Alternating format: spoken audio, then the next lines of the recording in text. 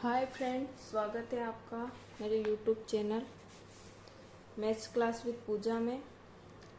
आज हम third question पढ़ने वाले हैं। थर्ड क्वेश्चन हमें दिया हुआ है, किसी परेड में 616 सदस्यों वाली सेना की टुकड़ी को 32 सदस्यों वाले एक आर्मी बैंड के पीछे मार्च करना है। दोनों समूहों को समान संख्या वाले स्तंभों में मार्च करना है। उन स्तंभों की अधिकतम संख्या क्या है जिसमें वे मार्च कर सकते हैं। मतलब 616 सदस्यों की सेना है, सेना की टुकड़ी है, एक सेना की टुकड़ी है जिसमें 616 सदस्य हैं और एक आर्मी का बैंड है जिसमें कितने सदस्य हैं, 32। मतलब बैंड 32 सदस्यों वाला बैंड आगे चलता है और सेना के सदस्य चलेंगे पीछे। तो दोनों समूहों को समान स्तंभों में मार्च करना है। मतलब 32 सदस्यों की जितनी लाइन रहेगी उतनी ही लाइनें किसकी होना चाहिए, 616 सदस्यों की भी। तो उनके अधिकतम स्तंभों की संख्या कितनी होगी, मतलब कितने स्तंभ लगे होंगे।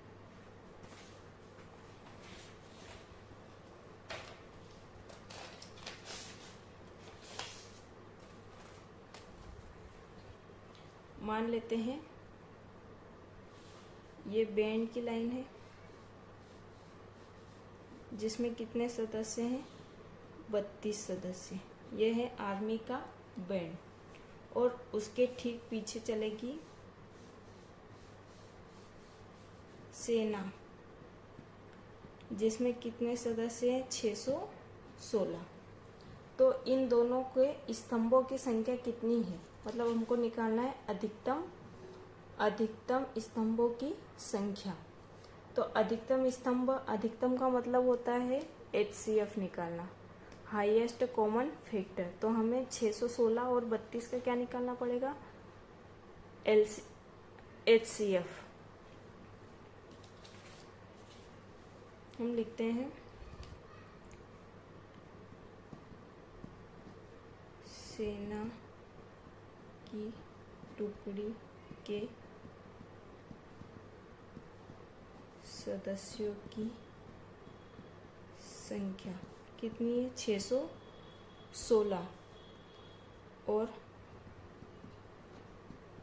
आर्मी बैंड के सदस्यों की संख्या है 32। तो हमें निकालना है 616 और 32 का HCF।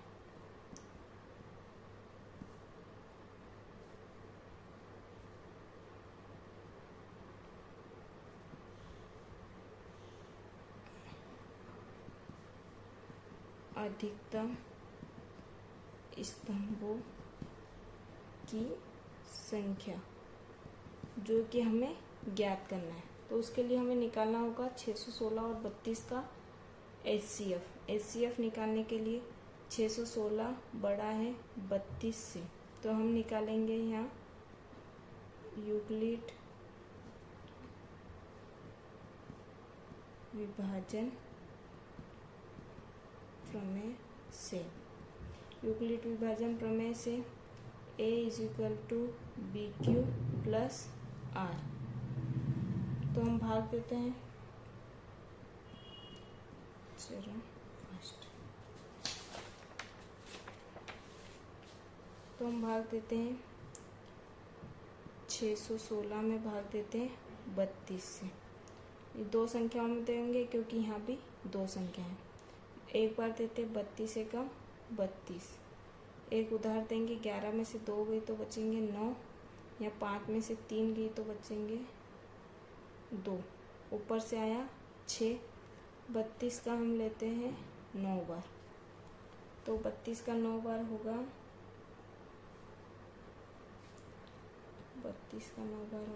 9 दूनी 18 के 8 हासिल का है, 9 3 27 और 28 आया 288। माइनस करेंगे 6 में से 8 नहीं जाते, इधर से उधार लिया, कितने बचे? 16 में से 8 गई तो 8, 8 में से 8 गई तो 0, 2 में से 2 गई तो 0। तो क्या है हमारे पास? ए है 616 इज इक्वल टू बी है 32 इंटू क्यू है 19 प्लस शेषफल है 8। जब तक हमारे पास r बराबर 0 नहीं आता है तब तक हम यही करते रहते हैं। हम फिर से भाग देंगे, 8 का देते हैं 32 में भाग, 8 चौक 32। अब हमारा शेषफल क्या आ गया? 0। और हमारा भाजक क्या था? 8। तो हाईएस्ट कॉमन फैक्टर क्या होगा? 8, और स्तंभों की संख्या भी कितनी होगी? 8। तो दूसरे चरण में हमने क्या किया था? सेकंड स्टेप में हमने किया था, यहाँ ए है 32 बराबर बी है 8 गुणित 4 प्लस 0। अब हमारे यहाँ शेषफल 0 आया, भाजक कितना था? 8। भाजक बराबर क्या आया था? 8। अतः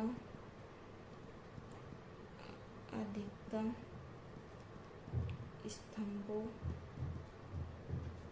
की संख्या 8 होगी।